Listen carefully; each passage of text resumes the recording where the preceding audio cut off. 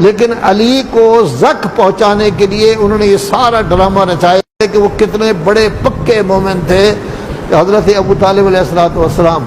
اب علی میں کوئی عیب نہیں پایا جاتا، رسول اللہ میں کوئی عیب نہیں پایا جاتا، لہذا انہوں نے کہا چلو ان کے والدین کو رگڑو، ان کا رگڑا پلا دیا کہ عبداللہ بھی مسلمان نہیں ہوئے، ابو طالب بھی۔ اور یہ ہمارے حضرات برادران جو کہتے ہیں نا کہ 3 شادیاں پہلے ہوئی تھیں، 2 شادیاں ہوئی تھیں، اتنا بیٹیاں تھیں، بلا یہ سب سیاسی چیزیں ہیں۔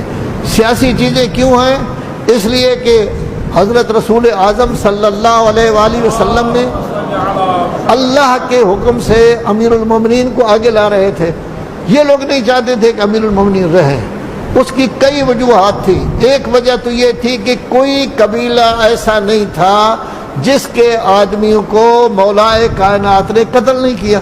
کسی کے باپ کو قتل کیا ہے، کسی کے بھائی کو قتل کیا ہے، کسی کے چچا زاد بھائی کو قتل کیا ہے، کسی کے کچھ کو قتل کیا ہے۔ بات کو تو گویا یہ ہے کہ وہ لوگ پہلے دشمن تھے، وہ چاہتے تھے کہ یہ آدمی آگے نہیں آنا چاہیے، لذا یہ اب علی میں کوئی عیب نہیں پایا جاتا، رسول اللہ میں کوئی عیب نہیں پایا جاتا، لذا انہوں نے کہا چلو ان کے والدین کو رگڑو، ان کا رگڑا پلا دیا کہ عبداللہ بھی مسلمان نہیں ہوئے، ابو طالب بھی مسلمان نہیں ہوئے۔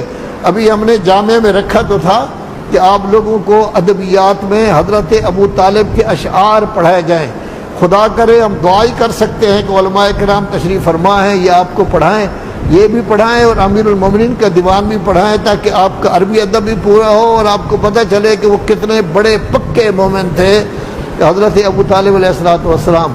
لیکن علی کو زک پہنچانے کے لیے انہوں نے یہ سارا ڈرامہ رچایا کہ فلاں یہ تھا، فلاں یہ تھا، فلاں یہ تھا، یہ سارے کام تاکہ ان کو جو ہے وہ پیچھے کیا جائے اور ہم لوگ آگے آ جائیں۔ اس کے علاوہ ایسی کوئی چیز نہیں تھی۔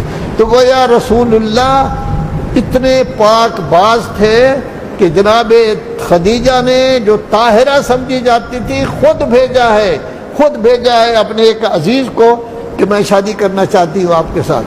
انہوں نے کہا نہیں آپ میرے چچا کو ملے، چچا کے پاس گئے تو انہوں نے کہا ٹھیک ہے میں بات کرتا ہوں، تو بعد میں نکاح بھی ہو گیا، شادی بھی ہو گئی۔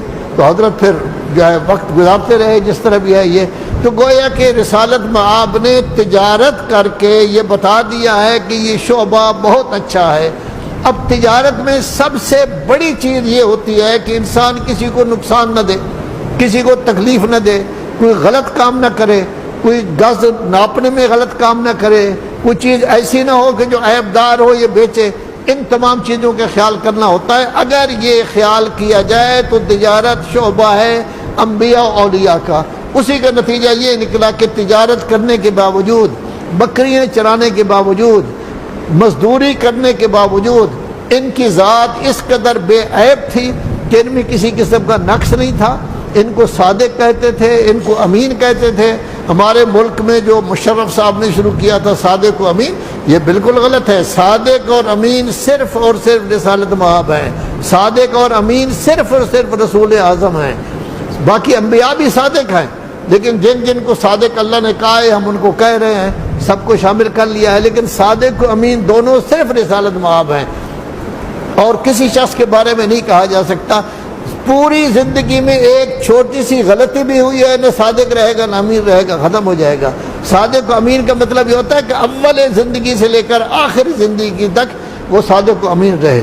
اب جس خاندان کو رسول اللہ نے بلند کیا تھا کہ جناب زہرا سلام اللہ علیہ آتی تو ان کی تعظیم کے لیے کھڑے ہو جاتے۔